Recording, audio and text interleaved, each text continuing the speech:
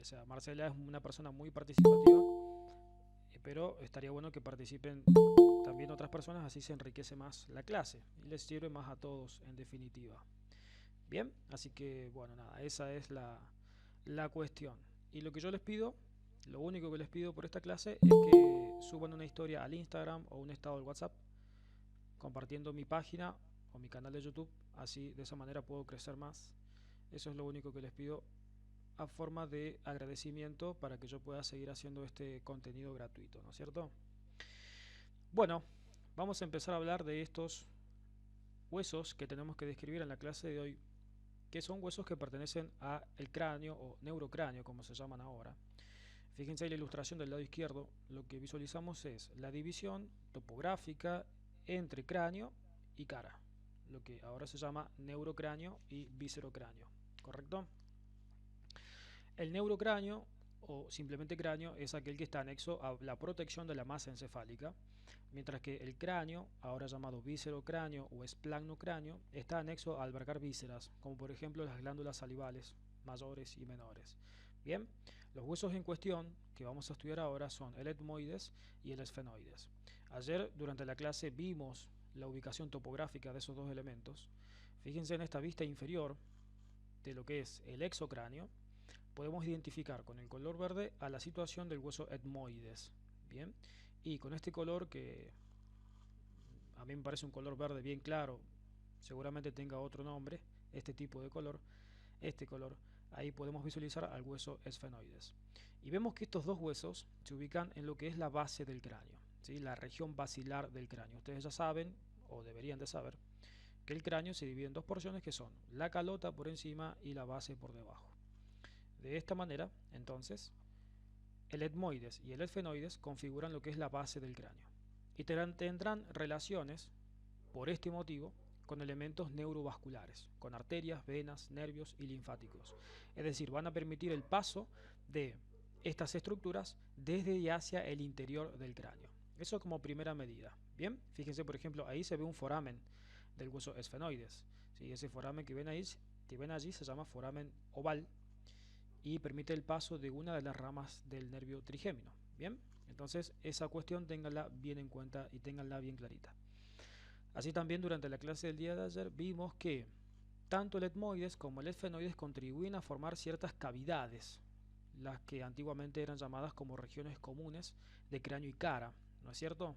Como por ejemplo acá la formación de las cavidades orbitarias, las órbitas, que contendrán al globo ocular y a sus anexos.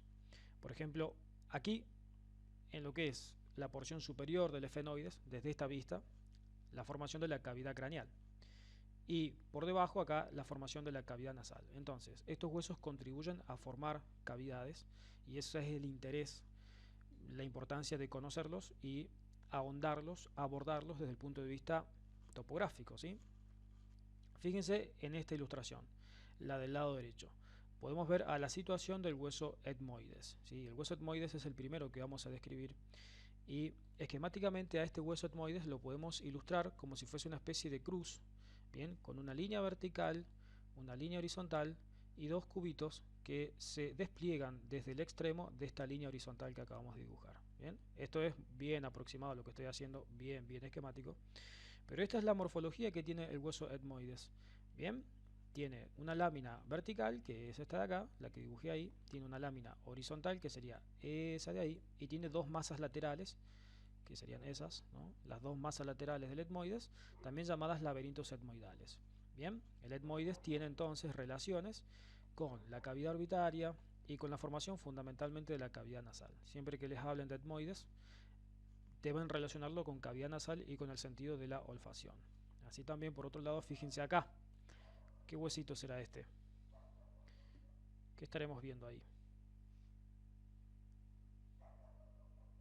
¿El lagrimal? No.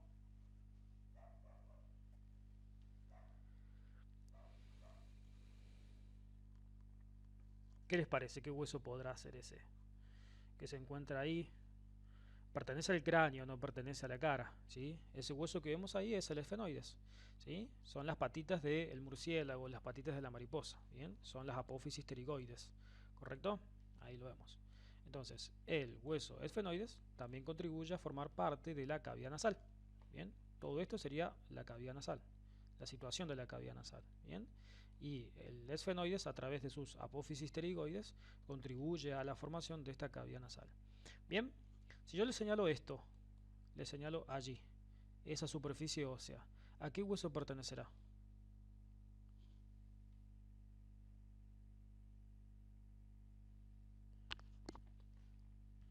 ¿Qué hueso puede ser?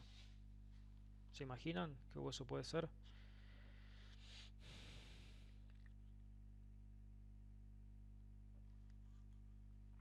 ¿No? ¿Al esfenoides? Muy bien. ¿Quién dijo? Rocío. Bien, Rocío, exactamente. Pertenece al hueso esfenoides. ¿Sabes a qué parte del esfenoides? Sí, al ala mayor. Excelente, al ala mayor, tal cual. Entonces lo que vemos ahí es ala mayor del esfenoides. Y fíjense que permite la formación de la pared lateral de la cavidad nasal. Ahora, si yo les marco acá, esta parte así, ahí que estoy señalando. Estoy señalando también esfenoides, pero estoy señalando una parte del esfenoides que se llama ala menor, o antiguamente apófisis de ingracia. Con lo cual, fíjense que allí entre el ala mayor y el ala menor se forma un espacio, ¿sí? Se forma lo que se llama una fisura, tradicionalmente hendidura.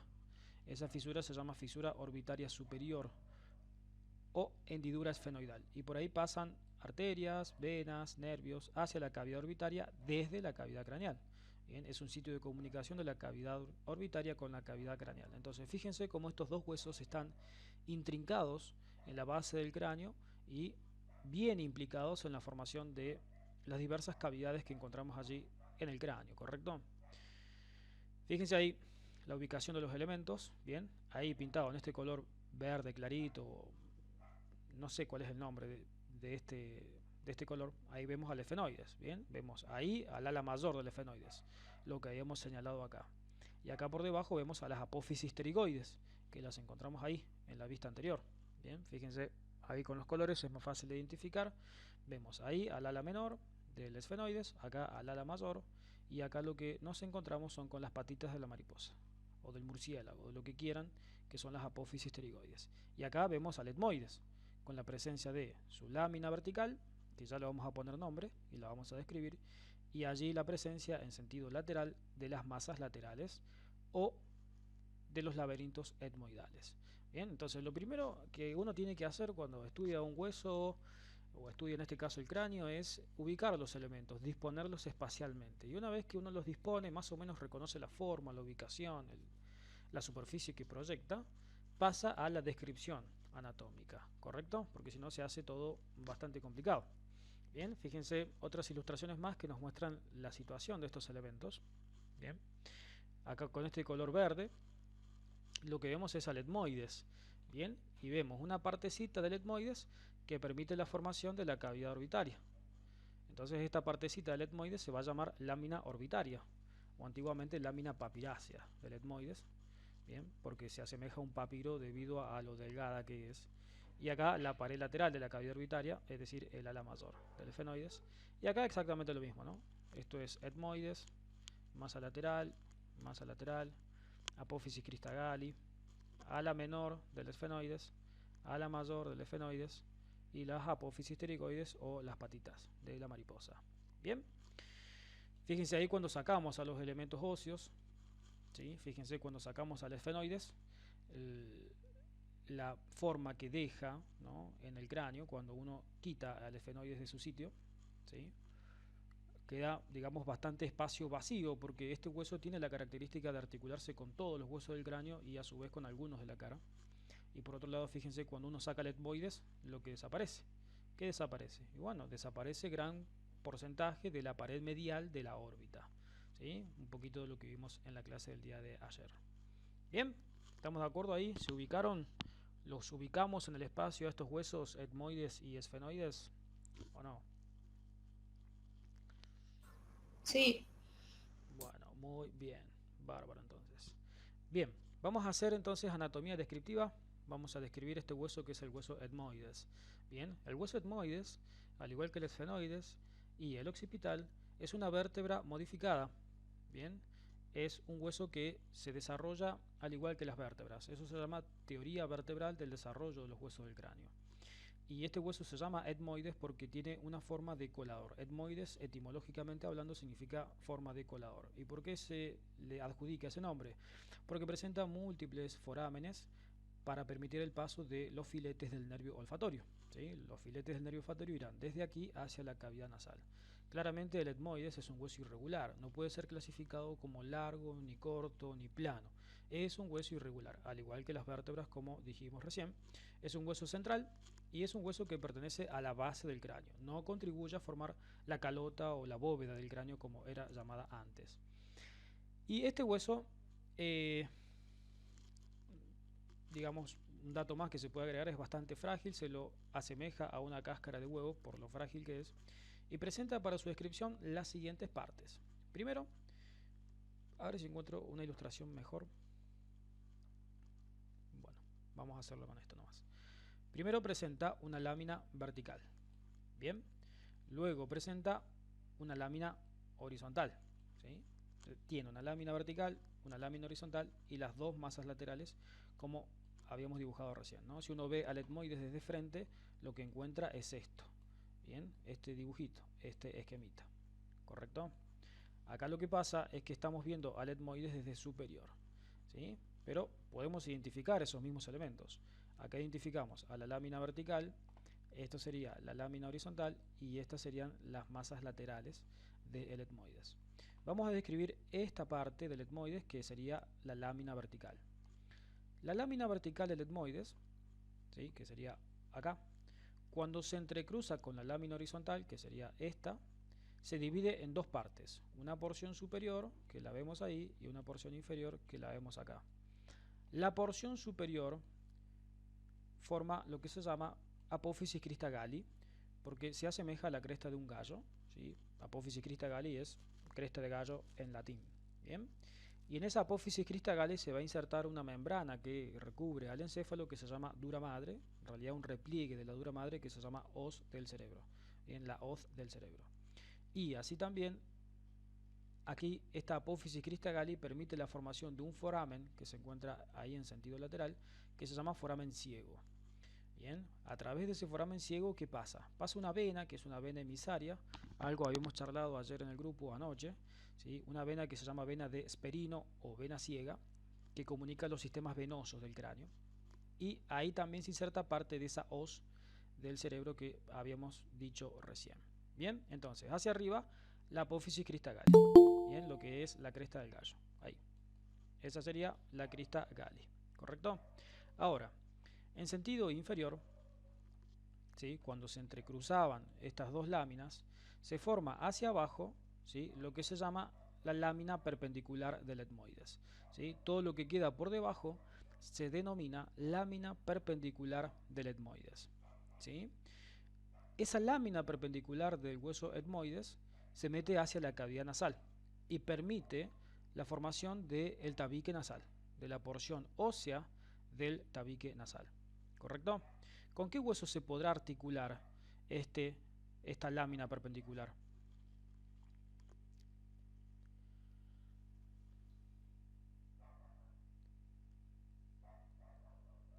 ¿Se dan una idea con qué hueso se puede articular? Con el Vomer.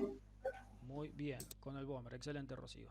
¿Sí? Ahí vemos. Esa es la lámina perpendicular del etmoides. ¿Sí?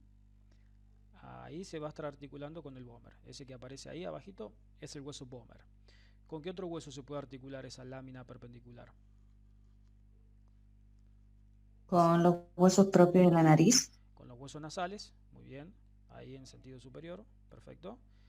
Y falta un huesito más, en sentido posterior. Bien, fíjense que la lámina perpendicular llega hacia atrás y se va a articular ¿con qué? Con el esfenoides. Bien, muy bien Nadia, exactamente. Se va a articular con el hueso esfenoides, con un accidente del esfenoides que se llama cresta esfenoidal inferior, que es esta que ven ahí. Eso se llama cresta esfenoidal inferior y se articula con parte de la lámina perpendicular del etmoides. Bien, o sea, esta parte del esfenoides es la que se articula con la lámina perpendicular. Esas articulaciones, recuerden que son todas articulaciones suturales. ¿Qué quiere decir? Que son suturas y que son sin artrosis. Bien, es decir, que carecen de movilidad, no tienen movimiento, ¿sí? Carecen de movilidad, son sin fibrosis porque tienen ligamentos que las unen. Bien, entonces identificamos a la cresta galli, a la lámina perpendicular, mencionamos que contribuye a formar el tabique nasal. Y vamos ahora a charlar un poquito de las masas laterales, ¿sí? Las masas laterales del etmoides presentan un aspecto cuboideo, es decir, una forma de cubo, con lo cual tendrán 6 caras a describir, ¿sí? Si yo dibujo un cubo acá, vamos a ver si me sale un cubo. Ustedes ya sabrán que un cubo presenta 6 caras para su descripción, ¿sí? Tendrá entonces una cara superior, que es la que estamos viendo acá, una cara posterior, una cara lateral, que es esa de ahí, una cara anterior, y tiene por último la cara medial y la cara inferior, que acá no la llego a ver porque dijimos que la vista era superior. ¿Hasta ahí estamos de acuerdo o no? Las caras de la masa lateral, ¿sí? Como es un cubo, Sí. bien, bárbaro. Como es un cubo presenta 6 caras, ¿sí? Superior, inferior, medial, lateral, anterior y posterior. Pregunta, la cara posterior de este hueso etmoides, ¿con qué se irá a articular?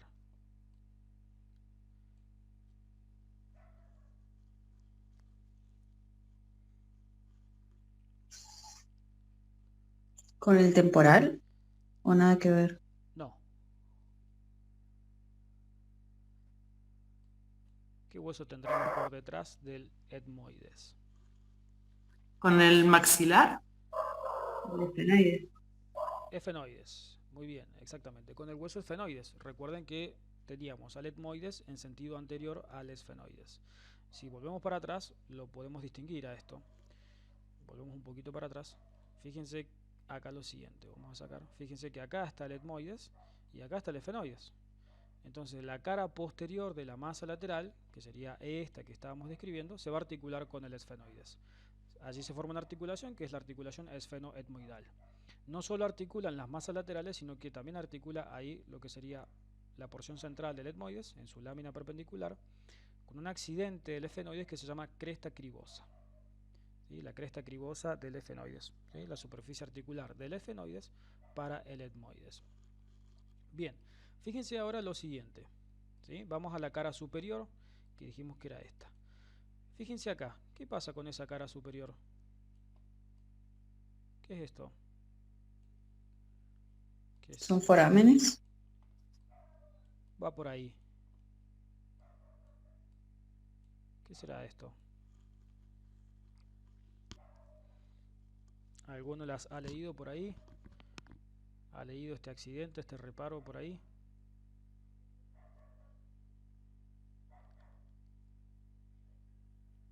¿No? ¿Han escuchado alguna vez hablar de los senos paranasales? Ah, sí, sí. Bien. El hueso etmoides es un hueso neumático. ¿Qué quiere decir esto? Que tiene cavidades llenas de aire en su interior. Esas cavidades tendrán en condiciones normales una cantidad pequeña de secreciones nasales, es decir, de mucus, de moco. Pero cuando ese epitelio, la membrana que reviste, el tejido que reviste esta cavidad, se inflama, eso se llama sinusitis y eso se llena de moco, ¿sí? Se llena de secreciones y duele, genera cefalea. Bueno, en este caso, los accidentes que estamos viendo, que fuimos marcando, que son esos huequitos, ¿no? Se llaman hemiceldillas etmoidales. Hemiceldillas etmoidales. ¿Por qué? Porque estas hemiceldillas etmoidales se van a complementar con las hemiceldillas del hueso frontal. ¿Bien? Y se van a formar unas celdillas que se llaman etmoidofrontales. ¿Bien? Celdillas etmoidofrontales. Tienen cavidades, los huesos neumáticos tienen entonces cavidades llenas de aire en su interior.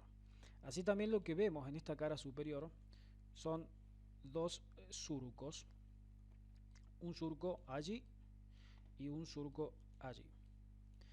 Este surco que marcamos ahí en sentido anterior forma lo que se llama foramen o conducto etmoidal anterior, ¿sí? El foramen o conducto etmoidal anterior.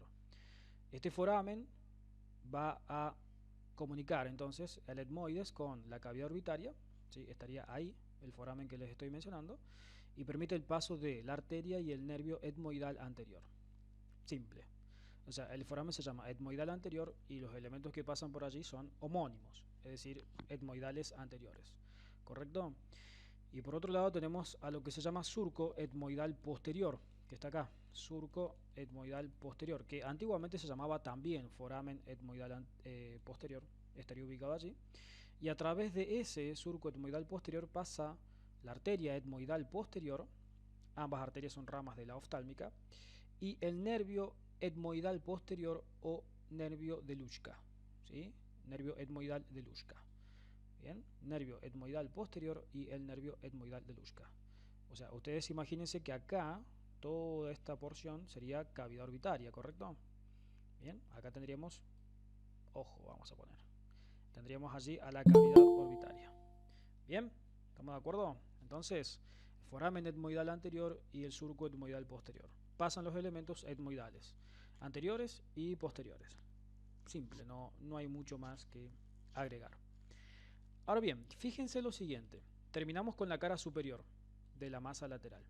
Pero ahora fíjense lo siguiente. Fíjense que entre la lámina vertical y la masa lateral, que sería todo esto, encontramos esta porción del etmoides.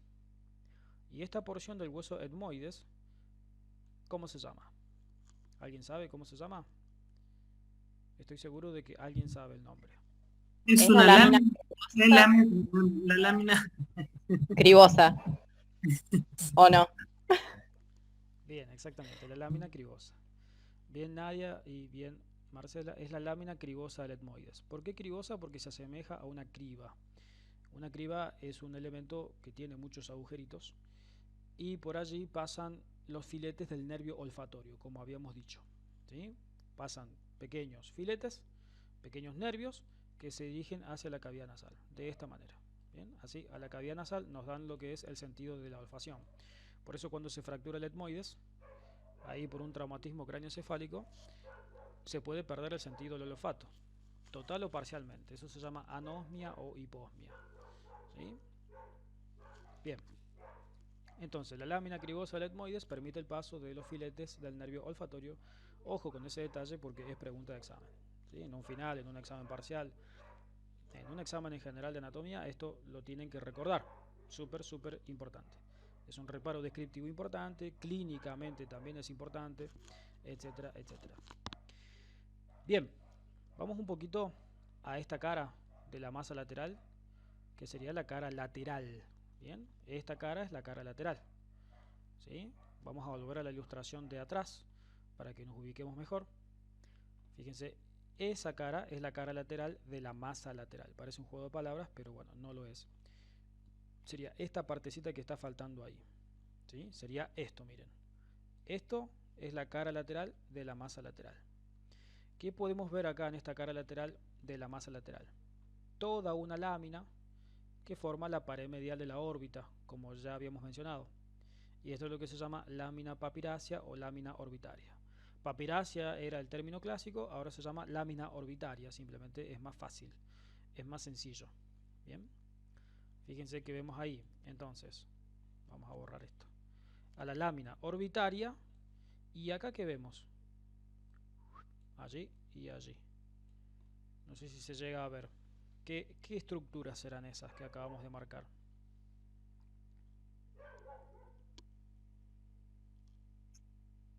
¿Y serían los senos que nombraste recién o no? No.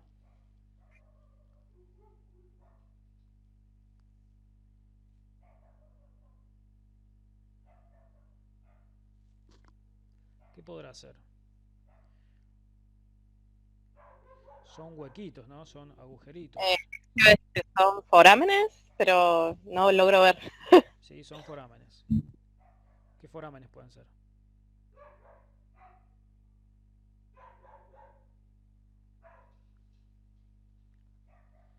Los forámenes etmoidales, el anterior y el posterior, ¿sí?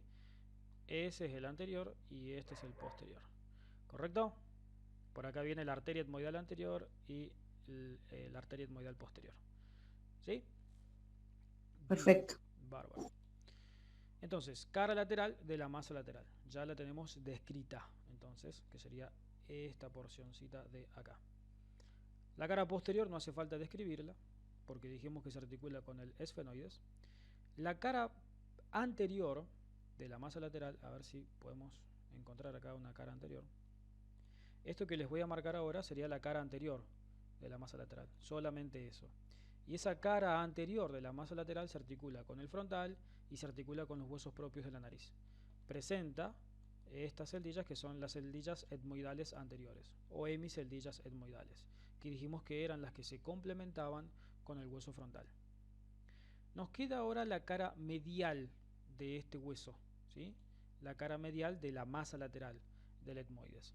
Acá se complica un poquito la cuestión porque quiero mostrárselos bien, o sea, que no nos perdamos en la descripción. Bien.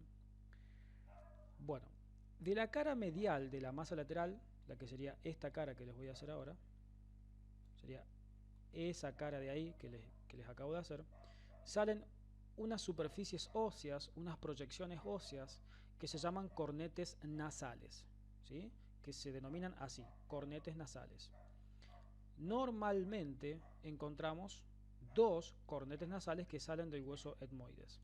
Un cornete nasal superior, o de Morgani, y un cornete nasal medio, ¿sí? El cornete nasal superior y el cornete nasal medio. Yo se los dibujo esquemáticamente porque acá en la ilustración se van a perder. Ahora, Una pregunta, ¿existen 3 cornetes? existen 3 cornetes. Ahí vamos con el otro. Ahora, fíjense lo siguiente. Entre el cornete nasal superior y el medio se forma un espacio. Y ese espacio se llama meato. Bien, eso recibe el nombre de meato. Entonces, ¿qué es un meato? El espacio dispuesto entre cornete y cornete, ¿sí? El espacio dispuesto entre cornete y cornete es un meato. Eso es algo importante, algo que tienen que conocer, que se puede preguntar. ¿Qué es un meato? Sí, se puede preguntar. Ahora, de manera supernumeraria, o sea, de forma inconstante, algunos individuos lo poseerán y otros no, podemos encontrar dos cornetes más. Un cornete nasal número 4, el cuarto cornete nasal, que se llama de Santorini, y un quinto cornete nasal que es el cornete nasal supremo o de Zucker-Kandel, ¿sí? O de Zucker-Kandel. Eso es en condiciones de variantes anatómicas. Normalmente hay 3 cornetes nasales, ¿sí? Yo ya les dije que hay 2, el superior y el medio, que fueron los primeros que mencioné. Ahí Marcela muy bien pregunta si hay 3. Sí, hay 3 cornetes nasales. Uno es el cornete nasal inferior, que es independiente del hueso etmoides, ¿sí? Que no se forma a partir del hueso etmoides, sino que es independiente. Está solo en la cavidad nasal. Bien. ¿Se entiende hasta acá entonces los cornetes? Superior, medio e inferior en condiciones normales son los que encontramos. Por supuesto son pares, uno del lado derecho, otro del lado izquierdo. Y esos cornetes lo que hacen es formar como si fuesen unas turbinas que permiten el ingreso de aire de una manera más fácil, más aerodinámica hacia la cavidad nasal. Forman como unas turbinas. De hecho, la cirugía en la cual se quitan los cornetes se llaman turbinectomías. Bien, si yo saco un cornete, digo que hago una turbinectomía. Bien, ¿estamos de acuerdo? ¿Hasta ahí se comprende esto? ¿Se llega a ver? Sí, sí, sí. Muy bien, bárbaro. Excelente. Entonces, cara medial de la masa lateral se despliegan los cornetes. Generalmente son 2, el superior y el medio, los que salen del hueso etmoides. Ahora, por último, la cara inferior de la masa lateral, que sería esa porción de ahí, se va a articular con el cornete nasal inferior. ¿Sí? Se articula con el cornete nasal inferior. Deme un segundo que voy a ver si lo puedo ubicar en alguna ilustración. Fíjense acá. Acá lo que vemos es cavidad nasal desde un corte sagital. Entonces, esto es cornete nasal superior, cornete nasal medio y este es el inferior, ¿sí? Y fíjense que el cornete nasal inferior se articula allí con la lámina perpendicular del etmoides, ¿sí? En realidad con un ganchito del etmoides, no de la lámina perpendicular, sino de la masa lateral, ¿sí? Y ese ganchito que se llega a ver un poquito ahí se llama proceso uncinado o unciforme del etmoides, ¿sí? Y la parte del cornete nasal inferior que articula con el etmoides se llama proceso etmoidal o apófisis etmoidal. Entonces, el cornete nasal inferior, que es este de acá, se articula con el etmoides a través de una articulación fibrosa. No hace falta que se sepan los nombres, eso ya es un poco más fino. Bien, es un poquito más fino. Esto es lo más importante del etmoides, son los accidentes, digamos, más relevantes. Después hay otros elementos que pueden describir, como por ejemplo, esto se llama bulla etmoidal, esto se llama infundíbulo etmoidal, que permite la comunicación de las celdillas etmoidales con la cavidad nasal, con un meato que se llama receso esfenoetmoidal. Este borde de acá se llama hiato semilunar y demás elementos, pero no son tan importantes, no son tan relevantes. Valentina, una consulta. ¿Y cuál es la silla turca ahí? Espérame, Marcela, espérame que estamos con etmoides ahora, ¿sí? Después vamos con esfenoides. Ahora, fíjense lo que vemos acá, en esta ilustración, ¿sí? Acá lo que vemos son a los huesos de la base del cráneo revestidos de dura madre, ¿sí? Por eso tiene este aspecto como blanquecino la ilustración, porque refleja el tapiz que le hace la dura madre a los huesos de la base del cráneo. Y podemos ver esto de acá, ¿sí? ¿Cómo se llamaba eso?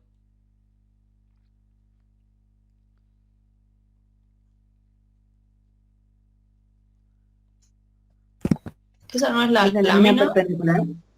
Perpendicular no. Fíjense lo que hay. ¿La cribosa? Bien, lámina cribosa del etmoides. Fíjense que están pasando muchos filetitos hacia la cavidad nasal, que son estos que vemos acá. Bien, esos son los filetes del nervio olfatorio que llegan a la cavidad nasal. De hecho, esa parte de la cavidad nasal se llama región olfatoria, porque ahí están las neuronas que dan inicio a la vía olfatoria. Fíjense que si hacemos zoom podemos ver del lado derecho a los filetes del nervio olfatorio y del lado izquierdo vemos lo que se llama bulbo olfatorio, que es una porción del nervio olfatorio de mayor tamaño, por eso se llama bulbo olfatorio. Recuerden que el nervio olfatorio es el nervio craneal número 1. Ahora, en el medio, acá, si yo les hago esa línea allí, ¿qué estoy marcando? La cresta Gali. Excelente, exactamente, la cresta Gali. ¿Quién dijo? Rocío. Muy bien, Rocío. Exacto, es la cresta Gali, es la apófisis crista Gali. Y esa parte blanquecina que ustedes ven ahí, eso blanquito que se ve ahí, es lo que se llama hoz del cerebro. Es parte de la inserción de la hoz del cerebro, falx cerebri, es el término en latín. ¿Sí? Bien, muy importante ese detalle. Vamos a avanzar un poquito más. Fíjense lo que vemos acá. Vemos elementos vasculares, vemos arterias y nervios llegando a la cavidad nasal, ¿sí? Eso que ven ahí que sobresale es la cresta del gallo, es la apófisis crista Gali. Fíjense que de ese lado se ve también la crista Gali. Y fíjense que lo que vemos es el paso de dos arterias, una en sentido anterior y otra en sentido posterior. Esas arterias son la etmoidal anterior y la etmoidal posterior respectivamente, ramas de la oftálmica que van a irrigar a la pared lateral de la cavidad nasal. ¿Sí? Fíjense cómo se distribuye por toda la pared lateral de la cavidad nasal. Esto que ven así en color rojizo representa la mucosa nasal, ¿sí? La mucosa que tapiza, el epitelio que tapiza la cavidad nasal. Pregunta, ¿qué será esto? O esto. O esto de acá. ¿Los cornetes valen? Bien, los cornetes nasales. Fíjense que hay uno superior, otro medio y uno inferior. Bien, ahí lo podemos ver. Acá la ilustración refleja otra estructura. Yo me gustaría que se den cuenta de qué es lo que se está reflejando en esta ilustración. Porque fíjense que no es igual que la del lado izquierdo, es diferente. Entonces, ¿qué se ve acá?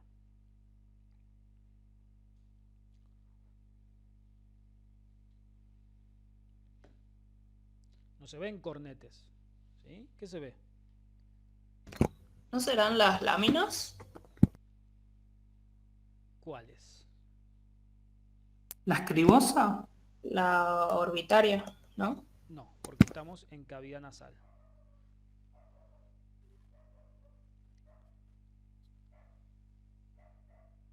¿Alguno se ubica? Esto que vemos acá es el tabique nasal, ¿sí? Esta sería la lámina perpendicular del etmoides. Esto es el vómer, ahí el esfenoides. Y acá la porción cartilaginosa, el cartílago del tabique nasal, lo que uno se puede palpar acá. Bien, esto es tabique nasal. Bueno, estas son arterias septales, arterias del tabique nasal que se encargan de irrigar toda esta región. Ahí se forma un plexo arterial que se llama plexo de Kesselbach y que tiene la función de aumentar la temperatura del aire que ingresa a la cavidad nasal. Los elementos vasculares, ¿sí? Venas que drenan hacia ese plexo venoso que ven ahí, que se llama plexo pterigoideo o de Bacher, ¿sí? Las venas, recuerden que son satélites de las arterias, vena etmoidal anterior, vena etmoidal posterior, ¿sí? Reciben nombres similares, ¿sí? Nombres parecidos. Bien, eso con respecto a etmoides me parece lo más fundamental, lo más importante, que sepan, que manejen esas estructuras y esos accidentes que fuimos señalando. Ahora hablaremos de este hueso que se encuentra aquí, que es el hueso esfenoides. Bien, ¿qué me pueden decir del hueso esfenoides como generalidades, cuestiones generales, básicas? ¿Qué tipo de hueso es? Ahí lo delineé muy a grandes rasgos, pero bueno, para que lo ubiquemos. ¿Qué tipo de hueso es el esfenoides?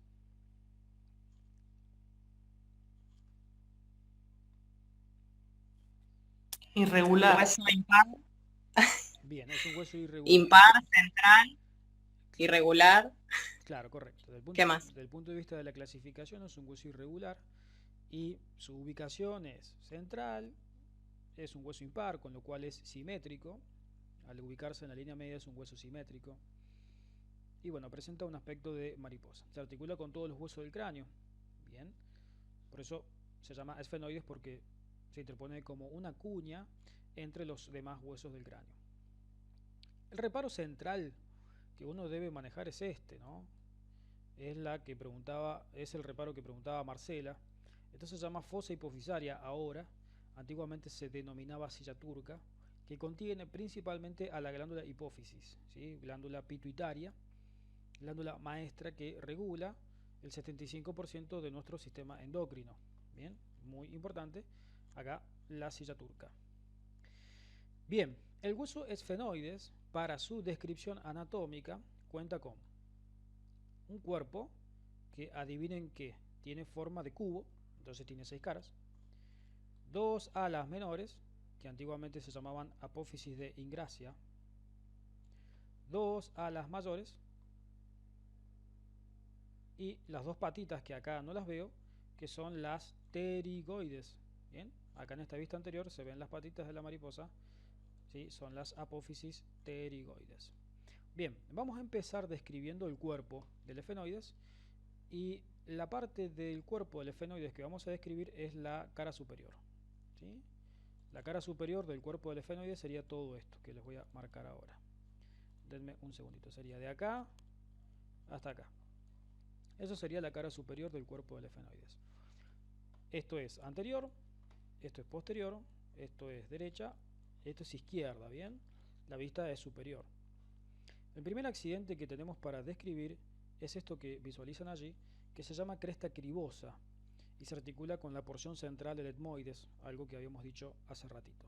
Bien, por detrás de la cresta cribosa tenemos una superficie cuadrilátera del hueso esfenoides que se llama yugo esfenoidal, ¿sí? O jugum esfenoidali, si lo queremos pronunciar en latín, ¿sí? Yugo esfenoidal, todo esto se llama yugo esfenoidal. En este yugo esfenoidal hay algunos surcos producto del paso del nervio olfatorio, que es el nervio craneal número 1. Ahora, este yugo esfenoidal finaliza en esta línea que les estoy marcando allí, que se llama limbo esfenoidal, ¿sí? Esa línea en color azul que marqué se llama limbo esfenoidal, ¿sí? Y ese limbo esfenoidal separa al yugo esfenoidal de este surco que ven acá, que se llama surco prequiasmático. Bien, este es un accidente importante. Ese rectángulo que dibujé ahí es el surco prequiasmático. Bien, ¿qué aloja el surco prequiasmático? Aloja al quiasma óptico, que ya se los voy a mostrar más adelante en otras ilustraciones, ¿sí? Ahora anoten ahí surco prequiasmático, quiasma óptico. El término quiasma significa entrecruzamiento, ¿sí? Pueden hablar de quiasma óptico, pueden hablar de quiasma sural, pueden hablar de quiasma plantar. Quiasma significa cruzamiento, entrecruzamiento, eso significa quiasma. Bien. Después hay otros reparos ya más descriptivos que sinceramente son irrelevantes, como por ejemplo un pequeño tubérculo que se describe ahí que se llama tubérculo de la silla, porque ahí está la silla, tubérculo celar, y luego una cresta que se llama cresta sinostótica, ¿sí? Cresta sinostótica. Por detrás ya del surco prequiasmático toda la extensión de la silla turca, la clásica silla turca, la fosa hipofisaria donde está esta glándula hipófisis. Bien, ahora fíjense lo siguiente. Esa silla turca, voy a borrar lo que acabo de dibujar, esa silla turca está delimitada por 4 apófisis, ¿sí? 4 apófisis, que son esta, esa, esta y esta, ¿sí? ¿Alguno sabe cómo se llaman esas apófisis?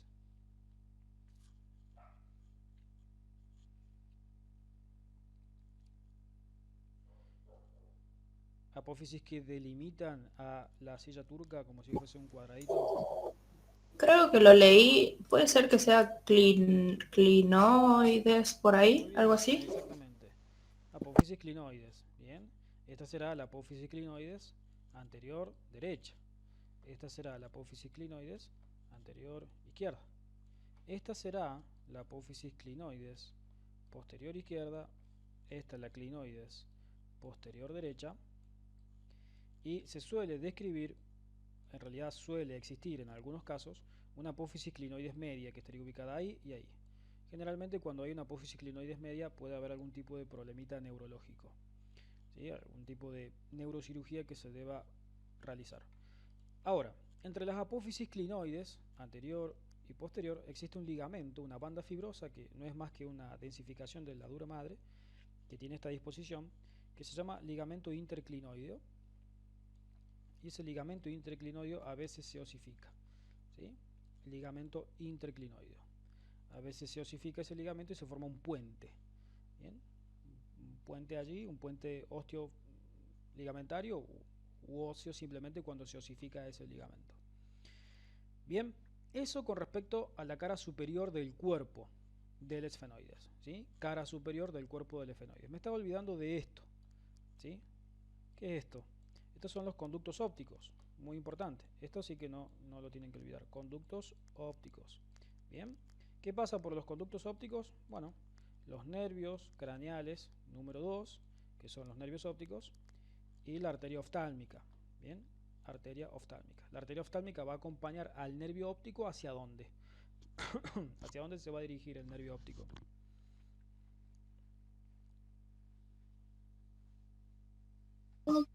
Hacia los ojos, a la cavidad orbitaria. Eso, exactamente, a la cavidad orbitaria. El nervio óptico va a ir aproximadamente al polo posterior del globo ocular, acompañado de la arteria oftálmica. Generalmente la arteria oftálmica está por debajo del nervio óptico.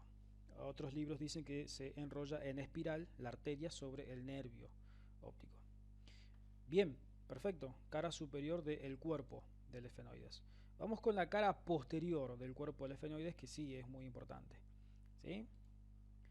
Esto que ven acá, ahí, sería la cara posterior del cuerpo del esfenoides, que generalmente recibe el nombre de dorso de la silla turca, ¿sí?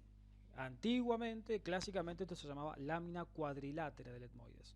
Ahora se llama dorso de la silla turca o simplemente cara posterior del cuerpo del esfenoides, ¿sí? Dorso de la silla es porque es el respaldar, el dorso de la silla turca, que sería esto de acá. Bien, lo primero que deben saber es que el dorso de la silla turca se articula en sentido posterior ¿con qué hueso?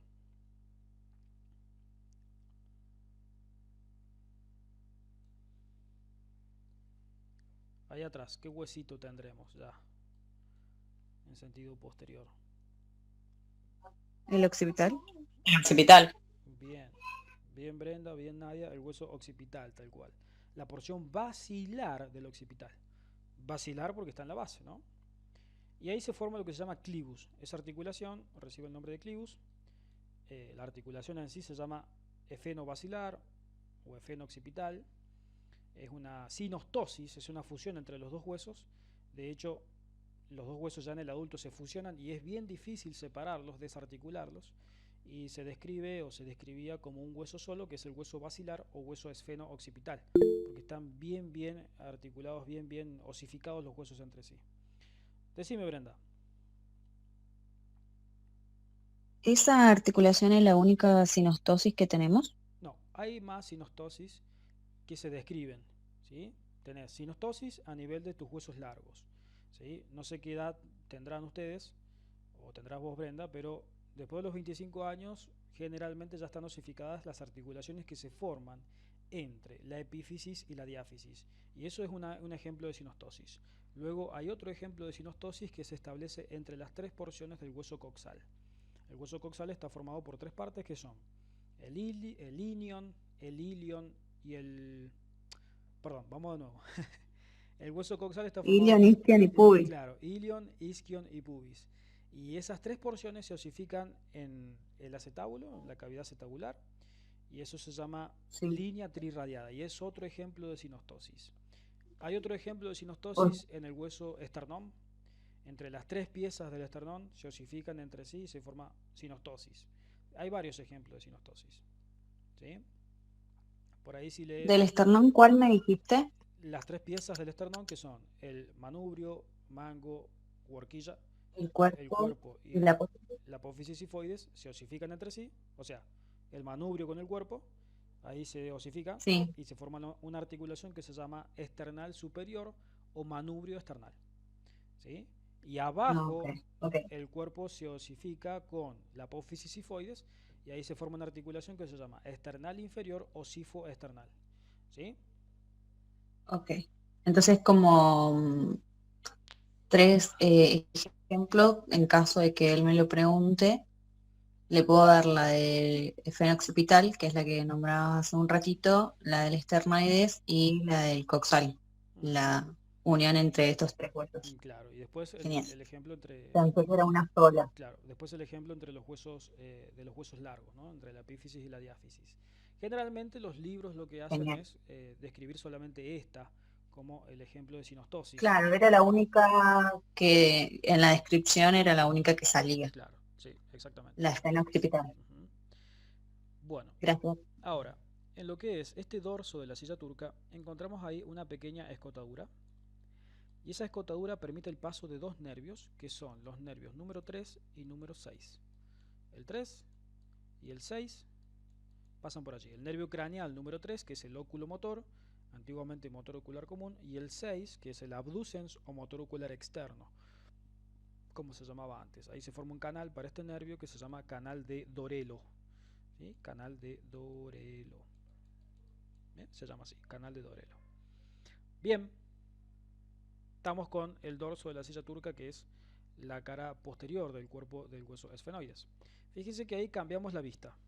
¿Qué vista estamos viendo acá?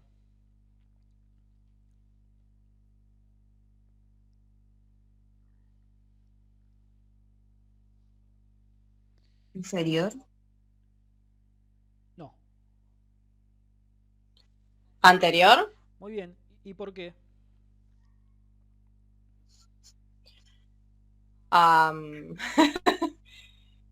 Supongo que más que nada por cómo veo a las apófisis pterigoides y a la línea que está ahí en el medio. Bueno, eso me convence más. La línea que está en el medio se llama cresta esfenoidal y sí, solamente se ve desde la cara anterior. Correcto. Una manera de darse cuenta si es la cara anterior o posterior del esfenoides es a través de la forma que tienen las alas mayores. Las alas mayores describen una curva que es cóncava hacia atrás, cóncava en sentido posterior, ¿sí? Entonces, si ves así a las alas mayores como cóncavas, es porque la estás viendo desde posterior. ¿Bien? Entonces sí, claramente es la cara anterior, y lo que vemos acá es el rostro del cuerpo del esfenoides, es esto. Es la cara anterior del cuerpo del esfenoides, el rostro, el rostrum. Y acá lo que vemos es a la cresta esfenoidal o cresta esfenoidal anterior, que se articula con el etmoides. Vemos a los orificios de los senos esfenoidales, en realidad los orificios del seno esfenoidal, El cuerpo del esfenoides es neumático, o sea, tiene una cavidad en su interior llena de aire.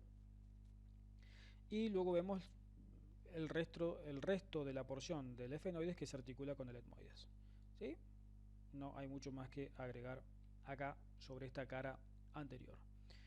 Cresta esfenoidal y los orificios de los senos esfenoidales o los orificios del seno esfenoidal. Bien. Bueno, vamos ahora a hablar de la cara lateral del cuerpo del esfenoides. ¿Sí? Acá lo que estamos viendo es una vista superior. ¿Sí? Y la cara lateral del cuerpo del esfenoides, las caras laterales, estarán orientadas ahí. ¿Sí? O sea, bien al lado, al costado, para que se entienda, de la silla turca. Bien, al costado de la silla turca. El principal reparo que vamos a encontrar acá es este surco que ven allí, ese surco que se ve acá y este surco que se ve acá, o sea, un surco par que se llama surco carotidio. Bien, surco carotidio, antiguamente llamado surco carótico timpánico. Y este surco carotidio contiene a un plexo venoso que se llama plexo cavernoso. ¿Sí? Un plexo venoso que se llama plexo cavernoso. Todos estos elementos yo ahora se los estoy mencionando y no los están viendo, pero ya se los voy a mostrar en el atlas en 3D y en otras ilustraciones. Entonces se llama seno cavernoso, es lo que está ocupando a el surco carotidio. Y este seno cavernoso contiene en su interior a la arteria carótida interna. Bien, esto sí se lo tienen que acordar. Acuérdense, dentro del seno cavernoso, la arteria carótida interna está allí. ¿Por qué es importante esto? Porque la arteria carótida interna se encarga de irrigar al encéfalo a través de la formación del polígono de Willis, da lo que se llama irrigación anterior, es el sistema anterior de irrigación del encéfalo, de la masa encefálica. ¿Sí? El principal reparo es este que se llama surco carotidio, que contiene al plexo cavernoso. Y en el interior de ese plexo cavernoso está la arteria carótida interna. ¿Sí? Arteria carótida interna. Ahí se está por terminar. Entonces, estábamos diciendo que en la cara lateral teníamos al surco carotidio o surco carótido timpánico, carótico timpánico, que contenía al plexo cavernoso, y dentro de ese plexo encontramos a la arteria carótida interna, entre otros elementos. También hay nervios, ¿sí? También hay elementos nerviosos. Ahora, a ver si hay una vista inferior. Sí, fíjense acá, vista inferior del esfenoides. Esto que les voy a marcar es el cuerpo del esfenoides, ¿sí? Esto de acá es el cuerpo del esfenoides. Y esta es la cara inferior del cuerpo del esfenoides. Y lo que tenemos acá es la formación de una cresta que se llama cresta esfenoidal inferior. Y esta cresta esfenoidal inferior se articula con ¿quién? ¿Con qué hueso se irá a articular? Con el Bomer. Bien, Marcela. Exactamente, el hueso Bomer. Y ahí se forma una articulación que se llama esquindilesis esfeno-bomeriana. Ojo con ese detalle. Esquindilesis esfeno-bomeriana. Una articulación sutural sin artrosis fibrosa. ¿Sí? O sea, una articulación sin movilidad y con un ligamento interpuesto que se llama así, esquindilesis esfeno-bomeriana. Es el único ejemplo de esquindilesis que tenemos en el cuerpo humano. Se define como una articulación en la cual hay una cresta metida en una ranura.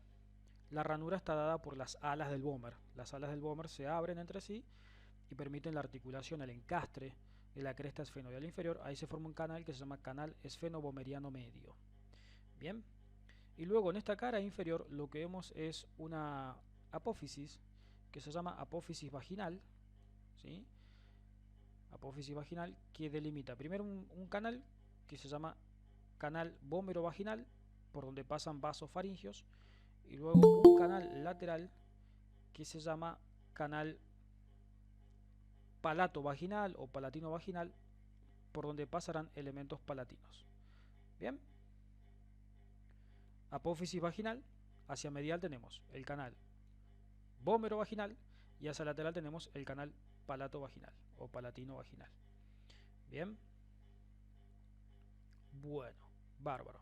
Estamos con esta cara inferior del cuerpo del esfenoides y ya tenemos todas las caras. Dijimos las dos laterales, la superior, la inferior, la anterior y la posterior. Vamos ahora con lo que son las alas, ¿sí? Las alas. Y lo primero que vamos a hacer es describir las alas menores, ¿sí? Esto es una vista anterior para que se ubiquen, lo estamos viendo un esfenoides desde frente. Y acá tenemos a las alas menores, ¿sí? Alas menores del esfenoides. Estas alas menores del esfenoides contribuyen a formar la cavidad orbitaria y la fosa cerebral media, ¿sí? Permiten la formación de la cavidad orbitaria y la fosa cerebral media. Bien, presentan un borde anterior, que es este borde que se ve acá como rugoso, que se articula con el hueso frontal. Será el borde frontal del ala menor del esfenoides. Bien, articulación con el hueso frontal.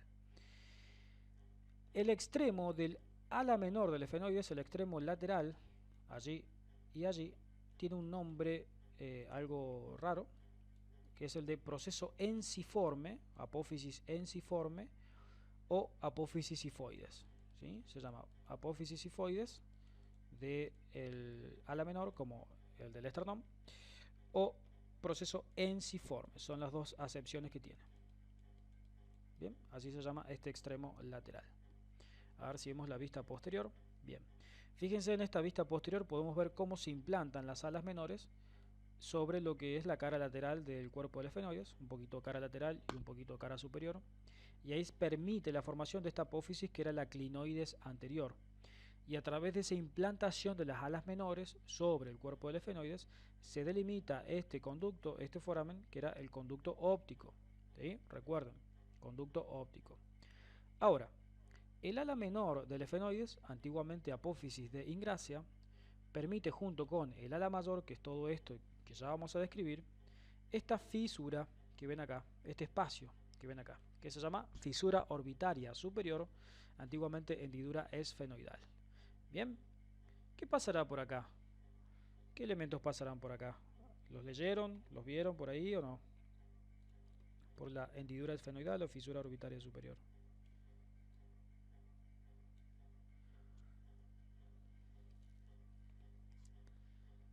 ¿No? ¿Lo escucharon alguna vez? Bueno.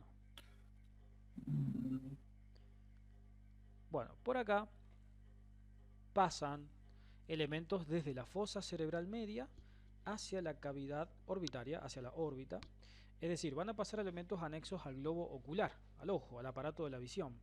Entonces acá vamos a encontrar, por ejemplo, al nervio 3, el oculomotor.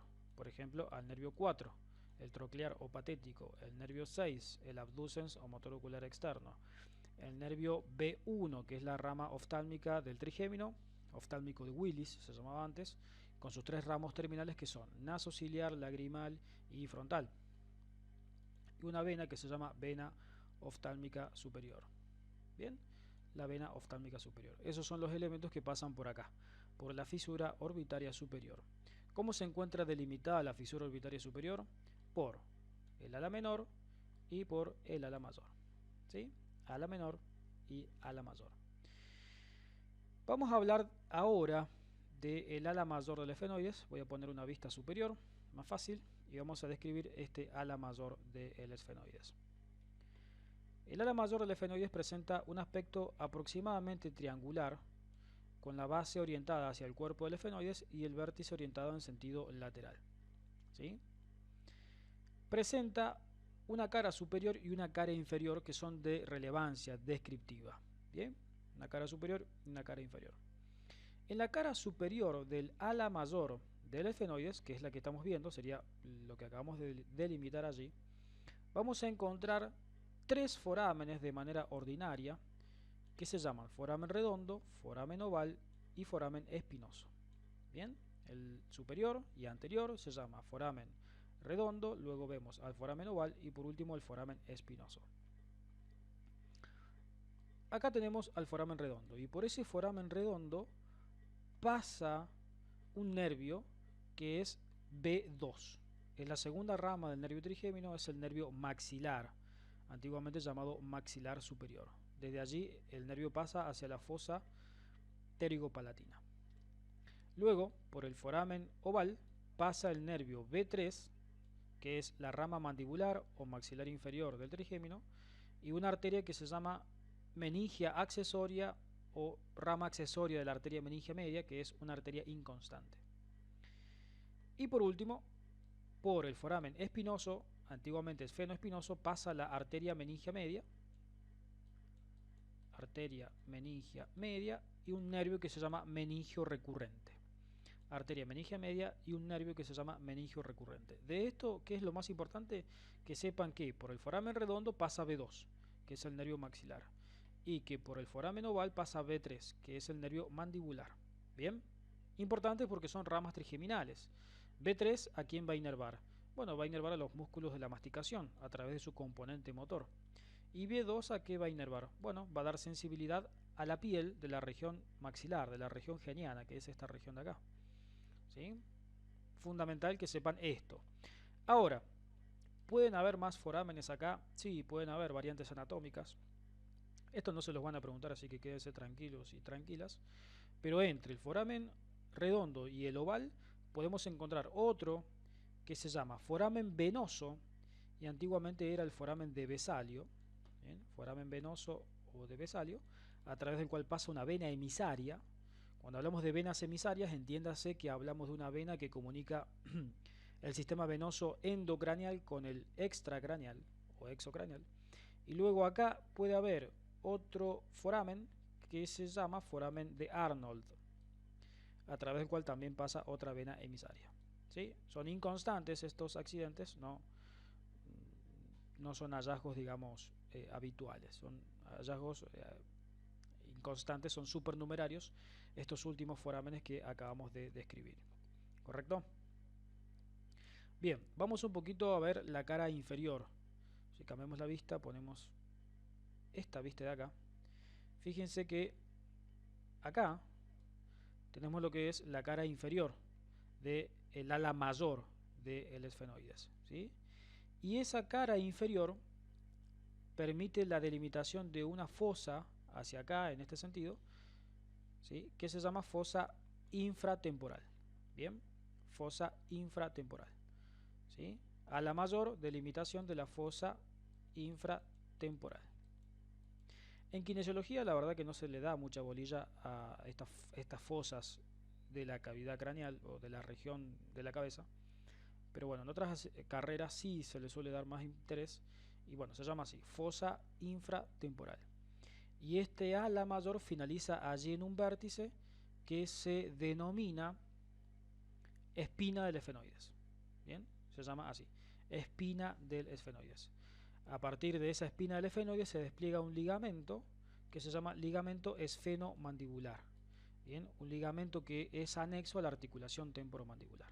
Bien, ligamento esfenomandibular desde la espina del esfenoides hasta la cara medial de la rama ascendente de la mandíbula. Bien, espina del esfenoides. Acá se describe una cresta que es la cresta esfenotemporal.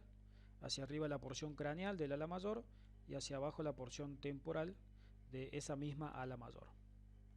Bien, ahora dijimos y describimos a las alas menores y las alas mayores. Vamos ahora con las patitas de la mariposa, que son las apófisis pterigoides. Bien, que las vemos acá. Estas son las apófisis pterigoides.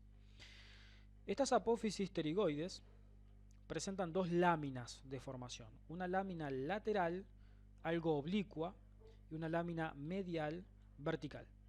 Aproximadamente el ángulo que se forma entre ambas láminas es de 20 grados. ¿Sí? El ángulo que se forma entre ambas láminas es de 20 grados. Fíjense lo primero.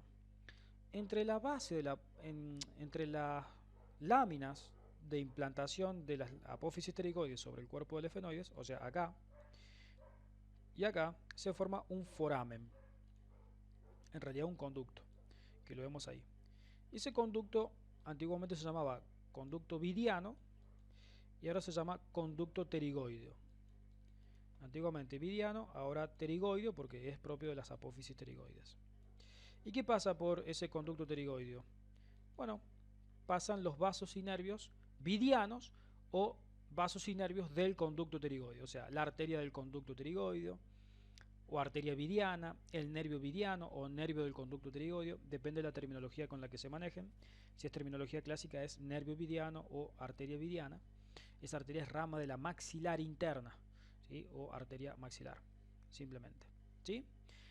Y luego lo que vemos es a la lámina medial y a la lámina lateral. Esa es la lámina medial y esta es la lámina lateral. Vamos a ver los elementos desde posterior. Fíjense la lámina medial. La lámina medial presenta en su porción superior la formación de una fosa, que la estoy marcando ahí, que se llama fosita escafoidea, ¿sí? Fosita escafoidea. Sobre esa fosita escafoidea se inserta un músculo que es el elevador del velo del paladar, antiguamente llamado periestafilino externo, ¿sí? Ahí se inserta el músculo periestafilino externo o músculo elevador del velo del paladar. Y la lámina medial termina en un gancho, que es el gancho de la lámina medial de la pterigoides, que sirve de reflexión a este mismo músculo, ¿sí? Sirve de cambio de dirección a este mismo músculo que es el periestafilino externo. Luego, entre la lámina lateral y la lámina medial se forma otra fosa que es la fosa pterigoidea. Y en esa fosa pterigoidea se origina el músculo pterigoideo medial, ¿sí? O pterigoideo lateral interno, como se llamaba antes, ¿sí? Este músculo pterigoideo lateral interno, recuerden que es un músculo de ¿qué? ¿Para qué sirve el músculo pterigoideo? ¿Qué función tiene?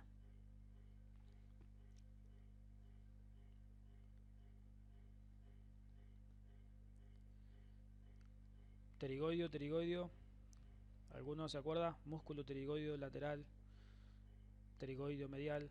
Puede ser que participan en los...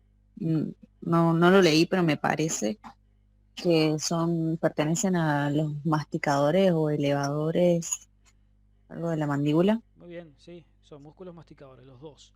El pterigoideo lateral interno y el lateral externo, o Y el externo, sí. medial y lateral, son músculos de la masticación. Perfecto.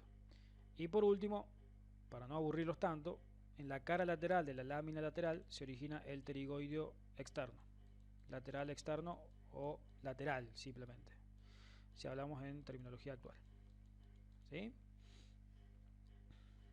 Bueno, ahí también se origina el rafe pterigomandibular o ligamento pterigomandibular. Bien. Acá, último reparo. Fíjense ahí, esa espinita que sobresale de la lámina lateral de la apófisis pterigoides. Eso se llama apófisis pterigoespinosa o espina de Sibinini, ¿sí? Apófisis pterigoespinosa o espina de Sibinini. Fíjense acá en estas fotografías, son de preparados cadavéricos. Lo que estamos viendo es lo siguiente, para que nos ubiquemos. LLAP, que sería esto de acá, significa lámina lateral de la apófisis pterigoides, ¿sí? También en algunos libros la van a poder encontrar con el nombre de ala lateral de la apófisis pterigoides.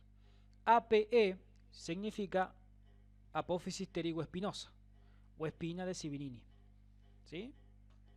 Y EAE significa espina del efenoides, ¿sí? La espina del efenoides. Fíjense ahí, ¿qué pasó ahí? Acá lo que sucedió es que se osificó el ligamento que iba desde esta apófisis a esta espina, ¿sí? Una osificación. Se osificó ese ligamento que se llama ligamento innominado de Hirtl, se llama eso. Y se formó ahí un orificio óseo, un foramen propiamente dicho, que permite el paso de estos nervios, ¿sí? Nervios que van a ir desde esta fosa, que es la fosa infratemporal, a la fosa temporal. Y estos tres nervios salen de un tronco común que se llama neuroporo crotafítico bucinatorio de Hirtl, ¿sí? Tiene ese nombre, neuroporo crotafítico bucinatorio de Hirtl, que son tres troncos: el temporo maseterino, el temporo bucal y el nervio temporal profundo medio, ¿sí? Nervios que van a ir desde esta fosa infratemporal hacia la fosa temporal, ¿bien? O bien hacia la región bucal, lo que sea, depende del nervio. Entonces, osificación de este ligamento innominado de Hirtl y la formación de ese neuroporo crotafítico bucinatorio. Acá un poquito más, ¿sí? Fíjense lo que vemos ahí. Esto sí es importante. Fíjense acá. ¿Qué arteria será esta?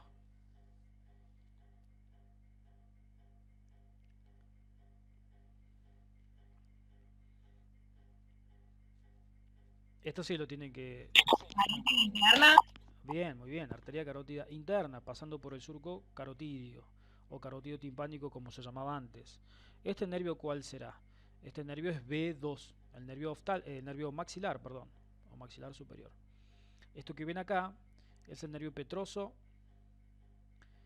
profundo, pasando por un foramen que se llama foramen rasgado. Bien. Bueno, acá vemos el paso del nervio maxilar, la arteria maxilar, bueno, demás elementos.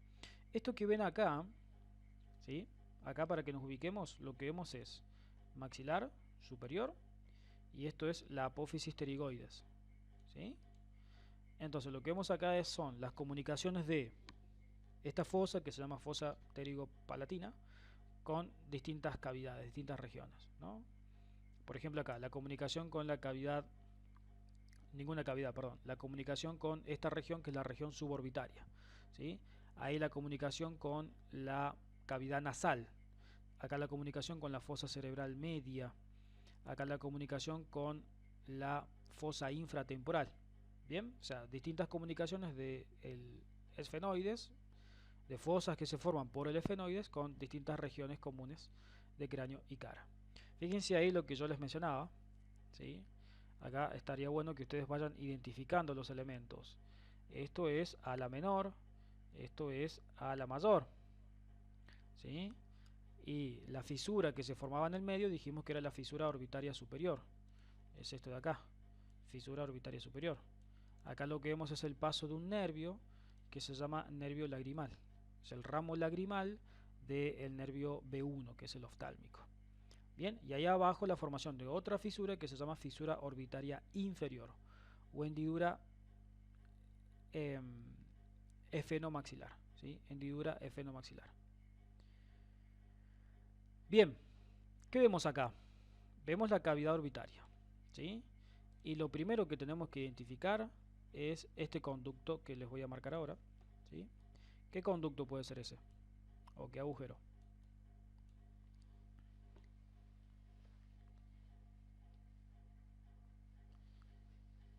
Fíjense lo que está pasando ahí adentro, ¿no? ¿Qué hay allí dentro? Un nervio y una arteria. Óptico. Exacto, este es el conducto óptico con el paso del nervio óptico, el 2, y la arteria oftálmica abajo, ¿sí? Generalmente se encuentra abajo. Luego esto es la fisura orbitaria superior, todos los nervios que habíamos mencionado, ¿no? Acá se ven muchos porque ya son ramos de los nervios, ¿sí? Este es el ramo lagrimal de B1, este es el ramo superior del número 3, este es el ramo frontal del número B1, este es el nervio abducens, el nervio troclear, el ramo nasociliar de B1 y por último el nervio 4, el troclear, ¿sí? Y ahí abajo lo que vemos es la fisura orbitaria inferior con el paso de esta vena que se llama vena oftálmica inferior. Por supuesto hay más elementos que pasan por acá. Se llama fisura orbitaria inferior. Bien, acá muy importante que se ubiquen en estas dos ilustraciones, ¿sí? Muy importante.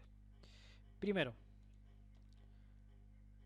ahí, ¿qué encontramos ahí? ¿Qué estructura anatómica encontraríamos ahí donde está la flechita? Donde dice la flechita.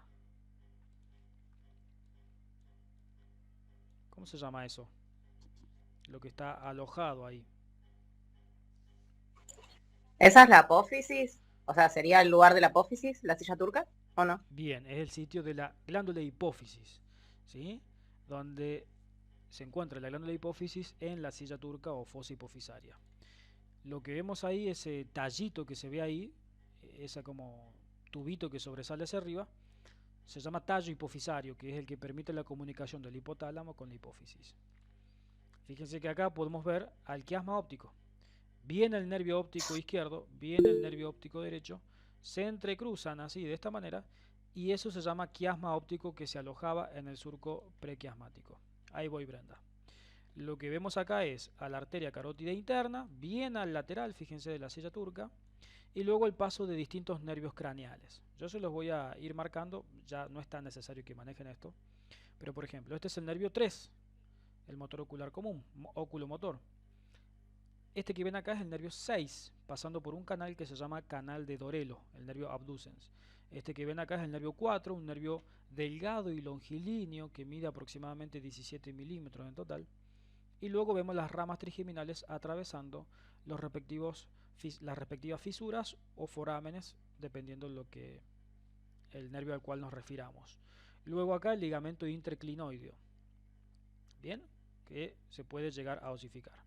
Decime, Brenda. Vale, en el tallo es propio de la glándula hipófisis, o sea, no pertenece al esfenoides en sí. No, el tallo es una estructura neuroanatómica, no es parte del hueso esfenoides.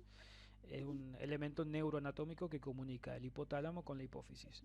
Por ahí van a pasar arterias, venas, nervios, neurotransmisores, hormonas, desde el hipotálamo a la hipófisis o viceversa. ¿Sí? Genial. Ahí, ¿Y el abducen, cuál dijiste que es? ¿Nombraste el trigémino, el claro, cuarto, el tercero? el abducens está ahí, el 6 está ahí. Sí. Ah, es el 6, ok. Pasando por el Gracias. canal de Dorelo. Bien, fíjense lo que se Bien. forma en sentido lateral a la silla turca. El polígono de Willis, ahora llamado círculo arterial cerebral, con la presencia de la arteria cerebral anterior, la cerebral media, la cerebral posterior, las comunicantes posterior y las comunicantes anteriores. Y así también alrededor de la silla turca lo que vemos es todo un círculo venoso que es parecido al polígono de Willis, que se llama círculo venoso de Trollard. ¿Bien? Sería como el círculo satélite al polígono de Willis, ¿correcto? Y todas las relaciones neuroanatómicas que se visualizan por acá. Si hay un tumor de la hipófisis, ¿qué se puede afectar? Y se puede afectar la visión porque te comprime, te desplaza hacia arriba el nervio óptico o el quiasma óptico. Entonces hay que hacer una cirugía de hipófisis, ¿sí? Un adenoma hipofisario te puede joder la visión. Bien, entonces hay que tener mucho cuidado cuando se opera acá, desde el punto de vista neuroquirúrgico. Bien, fíjense ahí, tenemos unas preguntitas de lo que vimos en la clase del día de hoy. Estaría bueno que las vayan respondiendo, las que puedan y los que puedan en voz alta, así vamos haciéndolo como más interactivo a este segmento de la clase. Primera pregunta, fíjense lo que dice. ¿Cuáles son los elementos que forman el contenido de las fisuras orbitarias superior e inferior?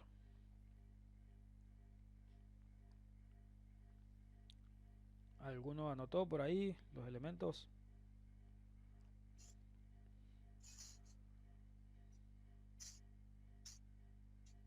No lo anoté, pero supongo que hace referencia al paquete vascular, a los nervios.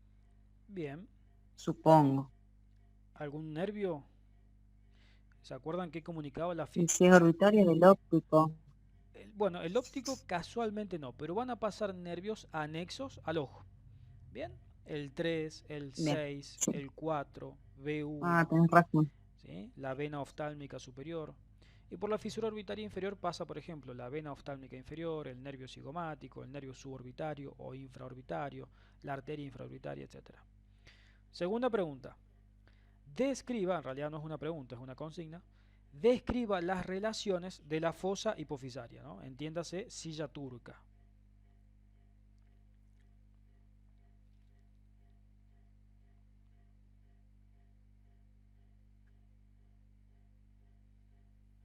Y se relaciona con la glándula hipofisiaria, supongo que con el clivus en la parte posterior hacia el occipital,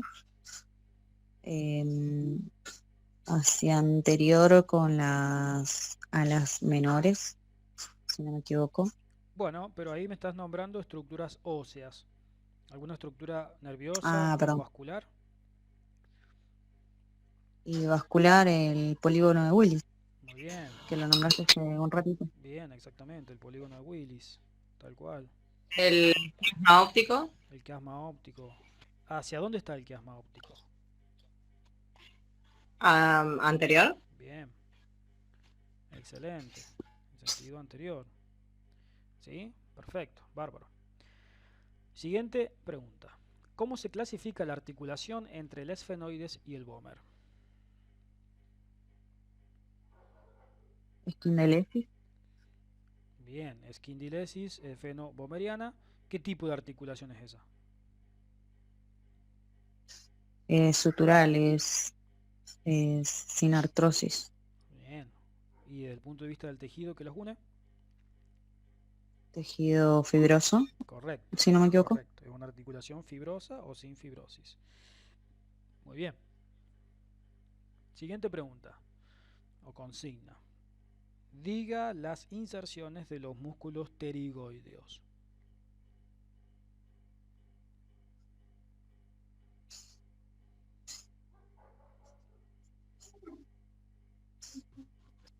Es en las apófisis pterigoideas, pero no me acuerdo qué lado. En la fosa pterigoidea, en la lámina lateral, ¿sí? En la cara lateral, en la lámina lateral. Después tenés la llegada de esos músculos hacia la mandíbula, ¿no es cierto? Hacia el maxilar inferior. Los dos llegan hacia el maxilar inferior. Frecuentemente se preguntan los músculos de la masticación, así que ojo con ese detalle. Ojo con esas inserciones, ¿sí? Bueno, tenemos preguntas, consultas, dudas. No, re linda la clase. Súper claro, Valen. Genial, genial. Bueno, la intención fue... Hay que estudiar, hay que leer, hay que leer mucho. Sí, la intención fue hacer una clase entre lo descriptivo y lo topográfico. Yo no me quería ir mucho a lo descriptivo porque termina siendo muy envolante.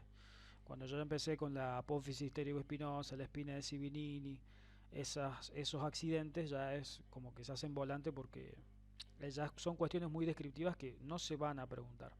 Pero la parte topográfica es lo más rico, es lo que más se tienen que llevar. ¿Sí? Las relaciones que existen entre la formación de la cavidad orbitaria, la cavidad nasal, la fosa cerebral media o bien toda la cavidad craneal, las comunicaciones entre la fosa cerebral media y la cavidad orbitaria, ¿sí? Todas esas cuestiones las tienen que manejar. Y bueno, estas preguntitas son preguntitas que se pueden hacer en un examen, tanto parcial como final. Son ejemplos de preguntas, por supuesto, pero es para que ustedes tengan una especie de guía en qué hacer hincapié, ¿sí? La esquindilesis esfenobomeriana es algo que se pregunta. Otra articulación que se pregunta en la región de la cabeza es la articulación entre la pieza dentaria y el alveolo. ¿Qué es el alveolo? Es la pequeña fosita que tiene a la raíz de la pieza dentaria, de la mandíbula o el maxilar superior, maxilar inferior. Y esa articulación se llama gónfosis. Bien, ojo con eso. También es una articulación sutural, sin artrosis, no tiene movimiento. Los músculos de la masticación siempre manéjenlos porque son cuestiones que se preguntan, ¿sí? Músculos pterigoideos, músculo macetero, músculo temporal, son elementos preguntados. ¿Quién levantó la mano o quién puso algo en el chat? Diga nomás. Yo, vale. En cuanto a la esquindelesis y a la gónfosis, esos son los únicos dos ejemplos que tenemos. Sí, exactamente. Gónfosis, supongo que sí. Sí, Bien. exactamente.